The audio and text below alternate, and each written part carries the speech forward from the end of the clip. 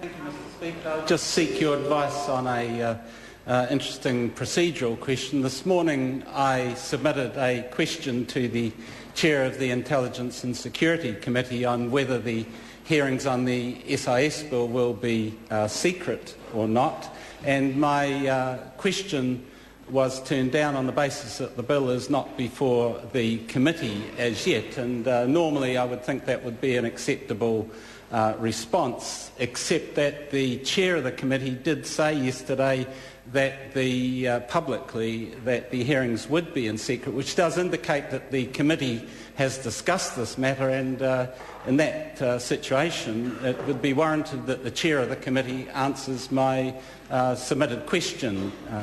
So I'm just seeking your guidance on that, because I understood that the essence of the issue is that if a matter has been discussed and a decision made at a committee, then the chair of the committee can respond on behalf of the committee.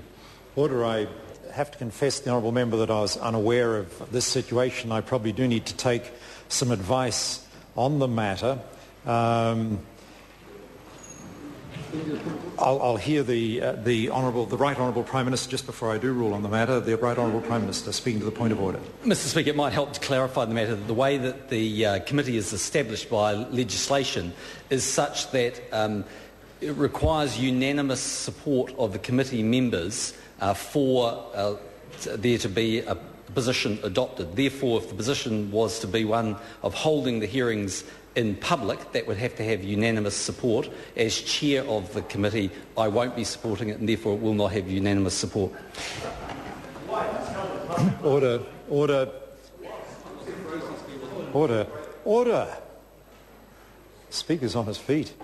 I've listened to the exchange under a point of order because I do not have a clear.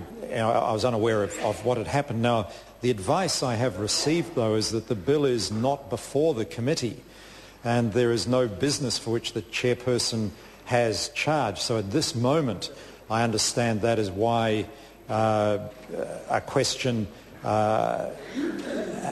was not accepted. But I certainly am happy to explore the matter further, because I confess the member has caught me unprepared for this situation. But that is the advice I've received, that the bill is not before the committee, and therefore there's no business for which the chairperson of the committee has charge, and therefore it can't be questioned on it at this stage. Point of order, Keith Locke. Just for future procedures in the House, it would be useful and avoid the confusion we've just part of the confusion we've just seen if a chair of a committee would not in advance state and determine his position at a subsequent committee hearing, because he may change. Order. No, the member's entering into debate on the issue now. I don't think the House should do this. The facts of the matter are that the member was concerned, raised a point of order about a question he had lodged not being accepted, and the advice I've received is that the principal reason for that is that the bill is not before the committee, and therefore there is no business for which the chairperson has charge or is responsible. So no question can be taken on the matter under those circumstances. We come now to question.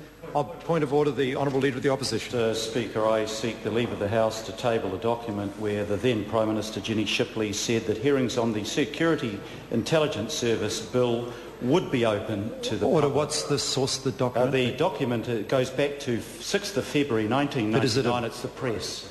Oh, it goes back. It goes back some years. Leave us sought to table that document. Is there any objection? There is no objection. There is no objection. We come now to question number one, and question number one stands the name of Dr. Russell Norman. Order. I've called Dr. Russell Norman.